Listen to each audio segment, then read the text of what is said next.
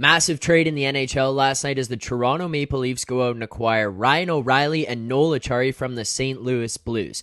Breaking down the trade, winners and losers, giving it a grade, and digging into the Stanley Cup futures market and talking about how this reflects in the Toronto Maple Leafs odds to win the Stanley Cup.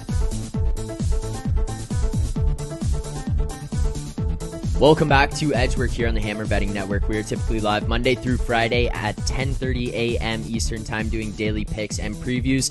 But on top of that, we will be putting out more videos like this one where we break down trades, winners and losers, and talk about futures markets, how things have shifted, and maybe if they didn't move enough. Last night we saw a trade where the Toronto Maple Leafs go out and acquire Ryan O'Reilly and Noel Acciari from the St. Louis Blues for prospects, Mikhail Abramov, as well as a minor league player in Adam Gaudette, and a few picks, and it was also a three-team trade that sees Minnesota take on another pick as well, in addition to them eating some of the salary of Ryan O'Reilly. So the Leafs acquire him at 25% of his original salary. Rob, we'll start with you. You see this trade come across the timeline, the notification hits your phone. Look into it a little bit, and your first thoughts. The Leafs, we've seen them a couple of years ago in a situation where they traded for Nick Foligno. Felt like they gave up the right amount at the time. In hindsight, he gets injured. You sit there and you kind of look at it like, hey, maybe this was an overpayment. It feels a little bit similar to that Nick Foligno trade in terms of the vibe we get from Leafs fans acquiring Ryan O'Reilly here and the pieces moving the other way. Do you think that this might have been an overpayment? Is this an appropriate trade price here for Ryan O'Reilly and Noel Acciari? I think for the Leafs, this is a much better trade than the Nick Foligno trade. I'm not just saying that in hindsight. Ryan O'Reilly, as they're acquiring him now, is a better player than when they acquired Nick Foligno. They don't have to give up multiple first rounders. Obviously, they're giving up draft capital, but I think people tend to overrate the draft capital in these trades, especially since the Leafs will be picking at the end of the first round, at the end of the second round. There's a pretty high bust rate or miss rate on these late first round picks. People just think first round pick. They think of all the guys that get drafted in the top 5 and the top 10. It's a little bit different. So I think the average fan overrates that. I honestly think this is just a trade that works for every team that's involved. The Leafs, they get another playoff grinder, which they need. Ryan O'Reilly's not having the greatest year by his standards. We've seen a drop-off in his offensive play and his defensive play. However, he is eating a lot of tough minutes, and he's been dealing with injuries so far this year as well. The one thing about O'Reilly is now, instead of him having to play as a first-line center and having to go up against these younger kids in the league in their mid-20s, you can drop him into a third-line center role or second-line wing, potentially second-line center as well if they ever wanted to move Tavares to the wing. He provides a lot of flexibility for the Leafs. I think the exact type of player that they're looking for. And from the Leafs' perspective, I mean, everyone just didn't want them to trade Matthew Knies, right? Top prospect for them there who could potentially be a playoff impact player if they wanted to use him down the stretch this season. And they don't give up their top prospect. They don't have to move Nick Robertson either. I think all in all, the Leafs are very happy that they got the guy that they wanted. I personally thought that they would have to give up more to get Ryan O'Reilly based off of the rumors of what it would take to get him. But the Blues, in my opinion, they get a solid return. They get the draft picks that they're looking for. Obviously, this is a team that's going to go into a rebuild. Minnesota eats a little bit of salary to get a draft pick themselves. I think ultimately you look at the three-way deal, and I think you probably give all three teams like a B plus, basically, or somewhere in and around that range, where I think every team kind of, satisfied the needs that they have as an organization. And Alex, you look at this one, you sit there yesterday, no Ryan O'Reilly, no Noel Acciari. Today, you've now added a guy who's going to fit into your second line. You've added a player who elevates your fourth line, makes that fourth line better. How much of an improvement do you think that this was for the Toronto Maple Leafs here? So I think to properly evaluate the context of the trade, you have to look, it was a very good deal. This is kind of the player that they needed. The fit very much makes sense for them. Obviously, you're getting a guy who brings that leadership, who brings that, know how to win in the playoffs and everything. You obviously have to consider the fact that, he is maybe on the decline. He's played a ton of hockey the last 4 years. Is that kind of catching up to him based on his performance this year? Or does that have more to do with the fact that he's just playing in St. Louis and the season has been a complete dumpster fire for them, right? So it's kind of hard to evaluate that side of it. But for me, this basically takes you out of the running for all the other big names, right? So you took your swing, you got O'Reilly, the Myers done, Chychrun's done. There's no Bertuzzi, nothing like that. So they basically, I guess, identified O'Reilly as their guy, which makes sense. I just think that there's an inherent risk involved with that maybe doesn't come with some of the other guys. Now the fit might be better because they did need a center. They did need, someone who brings that leadership. But in taking yourself out of the running for the other guys, that maybe don't come with the same amount of risk. Like, Myers not going to have that sort of injury risk and whatever, the performance risk, what he's bringing to the table right now. O'Reilly is still a bit more of a question mark. So you kind of have to look at it that way in a sense. And also now, what does that do in the rest of the East? So right now you're looking at the Leafs and acquiring O'Reilly and Acciari, and it's like, this is a great deal. They just elevated themselves significantly. But like, what does this mean now? If Boston, say like, for example, Boston were to go out and get Chychrun or Gavrikov, and then, Carolina gets the other one. Maybe Tampa goes out and gets Bertuzzi, New Jersey gets Meyer. Then you're sitting there and be like, okay, we got O'Reilly. These guys brought in these guys. Did we make out better than these teams in the long run? Or for the next 3 months of the season. So I think that's kind of the way you have to look at it. Now, if that doesn't, pan out, then obviously the Leafs come out as huge winners here overall in the East. But if these guys take their swings as well, the other teams they're competing with, then you're going to be like, okay, well, we brought in a guy who maybe has a bit more downside, the same upside, similar upside, but a guy who has more downside. And if it works out like the Foligno thing does, despite the fact that you were maybe able to hold on to Matthew Nyes, which you probably wouldn't have been able to do if you got like a Timo Meier, there's a bit more risk involved. And I think that's, so it's kind of going to be a bit more of a wait and see. So as it stands right now, this Leafs team, as approaching the deadline, still has about $4 million. I think it's just upwards of 3.6 in cap space available, like deadline cap space.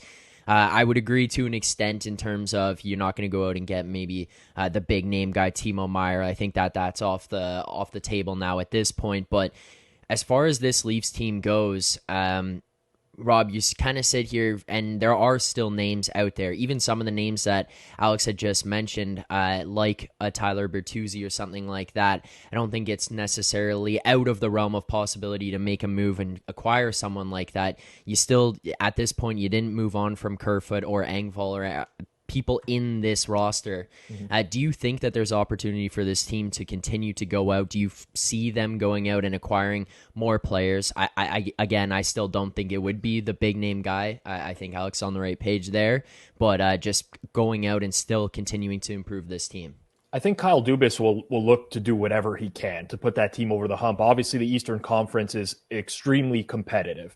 And the one thing about this deal is exactly what Alex said, right? You have Boston that's likely going to make a move. You have Carolina that'll be looking to make moves. Tampa will be like, this is the first of like the blocks that drops basically. And now it's like, okay, this is a real deal here. But I love this trade because you look at the Leafs, who are very likely to face Tampa in the first round again. Like, it's almost dead set at this point that they're going to face the Lightning in the first round again, a repeat of last year. You look at who the difference makers were for the Lightning last year, like Nick Paul playing on the third line. The bottom of that lineup, Corey Perry giving the Leafs problems, Patrick Maroon. If you can now play Ryan O'Reilly as a third line center and put guys like Kerfoot and Engvall or Järnkrok on the wing with him, that is a big advantage over the Lightning's third line. It's where the Leafs can actually have a difference in the bottom half of that lineup. Noel Acciari, to me, like, just another replaceable player, in my opinion. He'll give you like the grit for the playoffs, but he's the type of guy that you can slot in on the fourth line. He gives you a little bit more skill than Wayne Simmons. He'll do a little bit more, and he'll muck it up with Corey Perry in the playoffs. So I like that they're rounding out their roster with players that they were desperately missing in the playoffs last year. I think they're a better team than Tampa Bay right now. I still think they'll look for improvements, but I think they'll be in the form of depth rather than landing a big guy, because you can never have too much depth going into the playoffs, right? They already have 7 defensemen that they can run in and out of the lineup, but potentially they may look to add an 8th, bolster that just a little bit, a tough guy that they can bring in for a game or so on and so forth. Forwards, same thing, right? Guys that they can just plug in and out of the lineup over the course of the year, keep some of their legs fresh. It would be surprising to me if they make another big splash. You have to remember they've traded a lot of their draft picks. They don't have a lot of draft picks to give away. I don't think that they want to go deep into the prospect pool right now. I mean, I think there's been a clear emphasis on retaining their prospects. But overall, I think the Leafs are going to be very competitive in the playoffs this year. whether or not they can beat Tampa, this probably gives them like another 3 to 5% edge in that series regarding, the Lightning could still make a move and alter that. But I think it's a really good fit for them. And I agree, O'Reilly's a risk because his play is dropping off. I think the most concerning is his defensive play. But I do think a lot of it is just the product of where he is in the lineup. He's not a first-line center anymore, right? That's not going to be his role within the Leafs. The Leafs have their first-line center. He's one of the best players in the league. They have a second-line center. Whether they throw him on the wing when they're chasing games, like that top six, if they're chasing a lead in a game and they're rotating line one, line two every other shift, that's a pretty good lineup when you're chasing a game, right? Very top heavy. You could throw him in 3C. David Kampf's a great player, but he's like an albatross, right? Like he's non-existent. So yeah. I think when a lot of Leafs fans complain about guys like Kerfoot or Engvall, they're more well-suited to play with a guy like O'Reilly, who has a little bit more skill, and he's not just like offensively limited like Kampf. So I think this does a whole lot in terms of their flexibility. In terms of being able to grab another player, I would be surprised if they're able to make a big move. You never say never. It's the NHL. With the way that these teams will retain salary nowadays just to offload someone, who knows what can happen. But I get the sense that the Leafs have made their big splash. They're going to go into the playoffs with this roster and potentially add a couple other depth pieces and just hope it works out this year. Yeah, because what are the assets they even have left, right? With all the draft picks they've traded, and in the past too, going forward and in the past. So they don't really have many prospects because they've traded so many picks away. All they basically got left now is their 2024 and 2025 for they have, I think, a third that they cannot trade next year because it's a conditional pick where, the second from 2025, Arizona can take that one. So they really don't have picks beyond those two first for the next 2 years. And then they don't really have any prospects. Maybe you look at someone like Sandin who could go. I don't see Kerfoot, moving the needle whatsoever in a trade. I think Robertson has zero value right now just based on the fact that he hasn't been able to be on the ice whatsoever. So it's kind of hard to see a pathway to them, improving other than, giving away a depth pick for a depth player. And as we look at the playoffs here, it's basically a foregone conclusion that they're going to play the Tampa Bay Lightning in the first round. It's just a matter of whether they'll be at home or not during that series. Then likely after that, you're going to have to march through teams like Boston, maybe the Rangers or Carolina after the fact. The odds for the Leafs to win the Stanley Cup shifted very, very marginally overnight. We were looking yesterday plus 1,200, plus 1,100. Now we're down to about plus 1,000 on best price that you can find for the Leafs to win the Stanley Cup here. Rob, is this an accurate reflection of the move? Is that small move that happened overnight here from the plus 1,200, plus 1,100 down to plus 1,000? Is this accurate, or is this maybe a little bit short of where it should be? Where does it stand on the Leafs Stanley Cup futures at this point? So for people who don't know, the plus 1,000 is basically a 9% chance, 9.1% chance to win the Stanley Cup. So anyone who wants to convert that to a probability, typically speaking, a positional player, unless they're elite, like a McDavid, like a McKinnon, like a Matthews, they're not going to move the needle massive percentage points on one trade. There's just Ryan O'Reilly, if he plays, is going to play 16, 17 minutes a night type of thing. That's just not enough to drastically shift the odds all that much. So for me, it's not surprising that the move is all that minimal. With that said, Dom Lucian, who works for The Athletic, does a really good job in updating win probabilities all the time. He said that as of last night, he made the Leafs' chances of winning the Cup go from 9.1% to 9.6%. So a half a percentage move on the Ryan O'Reilly trade. I'm a little bit wider than that. So I had the Leafs a little bit shorter than Dom to win the Cup prior to the trade, around 8.9%. I have them now around 9.8%. So I have a little bit of a bigger impact from this trade, but that's guesswork because we don't know what O'Reilly's usage is going to be. We don't know where he's going to play in the lineup. It's really hard to make a guess on that. With that said, my current numbers, I think there is value on the Leafs as of this day to win the Cup at 10-1. With that said, you have to factor into the equation the fact that other teams that are in the mix are very likely also going to make moves. So by the time we get to the end of the trade deadline, I probably won't have the Leafs at 9.8% anymore. They'll probably be right back down to 9, right in line with where the market is right now, and probably not a valuable bet. So I didn't do anything immediately this morning when I woke up, saw the news. I didn't rush to bet futures. I don't think it's something that, is a monumental shift in odds. But it all matters. Like, this is the NHL, like little percentage points, especially a lot of these series in the NHL are just coin flips for the most part. These little percentage points add up. I just don't think anyone needs to be running to go place a bet on the Leafs. If anything, now I would look at it from an alternative perspective of who's the most likely now to make a splash at the deadline. And because of the Leafs odds being adjusted down, you see other teams go slightly up. I'd be looking to maybe gamble on whichever team I think is going to make the biggest splash at the deadline. I don't know who that is. I personally don't want to make that gamble, but if I'm just thinking from how to attack this from a futures point of view, that's the way I'd be looking to attack it. Yeah, you saw the Rangers take a much more considerable drop off, like in their odds. Their odds got significantly shorter when they got Tarasenko, which we talked about that last time we did this, and I thought that was just way too much of an overreaction for a guy who, is not going to move the needle that much. For me, the biggest question comes down to still goaltending. Like O'Reilly, I mean, there's obviously, risk involved. There's obviously significant upside involved there. Is he still able to carry a line at, 32 years old now that he's not going to be playing with guys like Buchnevich or Saad? I don't know. But realistically, what it comes down to is like the Leafs are still going to have the worst goalie in basically every East series they play. So you look at the other teams in that same price range. I mean, I think you're not getting those same sort of weaknesses or that same sort of downside there. So for me, I still want no part of this. And the road is just daunting. Like, it's just a brutal path to get to for any single one of these teams, like that includes Boston, that includes Tampa, that includes Carolina. Like, there's not a single easy series in that East. So, I mean, 10-1, like, I just don't really want any part of that. I'm with you. Like, this to me does not get the Leafs onto the level of Boston just yet. And now a lot of what Boston's doing, credit to Ullmark and net, who's had a fantastic season. And that's a huge difference maker for them. Unproven in the playoffs as well. Mm-hmm. So they have that question mark going in.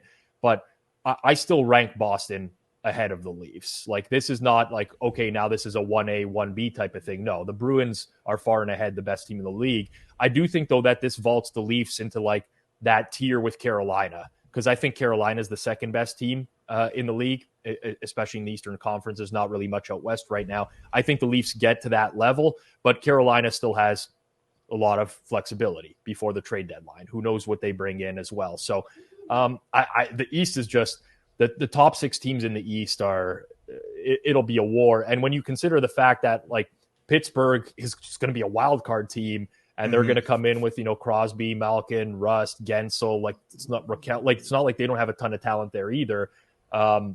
It's really hard to justify taking the Leafs in this price range right now, knowing what their path is likely going to be to the Stanley Cup. Yeah, and even like if you look at how much tougher it's going to get, you look at like the rumor mill, and obviously you can maybe discredit that a little bit. But even just looking at cap situations, teams, what assets they have, what cap situations are going to look like next year. The only real logical landing spots for a lot of these prize names out there right now are East teams, right? There's not a lot of flexibility with a lot of these West teams. So, I mean, it's just about to get that much tougher.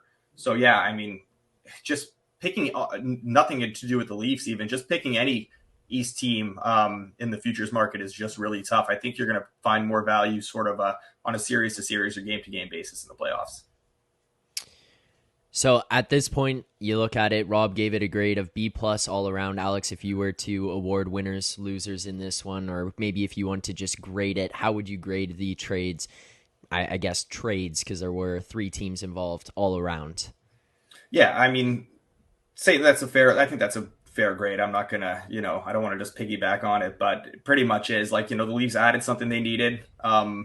Gives them that bit more of that competitive edge that they've really lacked the last, few years. And it's going to be especially important when you're looking at, Boston as a team you're most likely going to have to go through, and Tampa as a team you're definitely going to have to go through. Those are teams that don't need to add that sort of type of player because they have those type of players in the lineup, right? So you need to be able to compete with that. So yeah, they get something they definitely needed. Gives them some identity in the bottom six. A center they definitely needed. And for the Blues, like you add a third first round pick now. Getting rid of another UFA, it just kind of makes sense for them. I don't know what people are saying. Well, this wasn't as much as what was rumored to be the asking price for O'Reilly. I don't know how much stock you can put into that. I think that when you're trading a pending UFA who's been injured this season, who's 32 years old, isn't having the best year, to get a first round pick for him, I think they're still doing pretty well. So yeah, all around, just a solid trade for all the teams involved.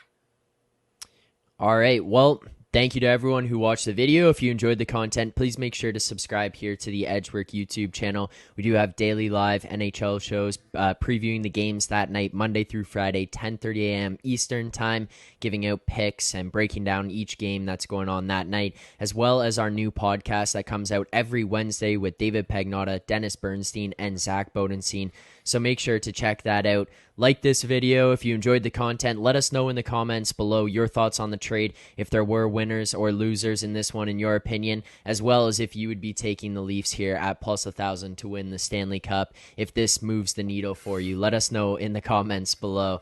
Thank you so much to everyone who watched, and we will see you guys for our live streams Monday through Friday, 10:30 a.m. Eastern Time.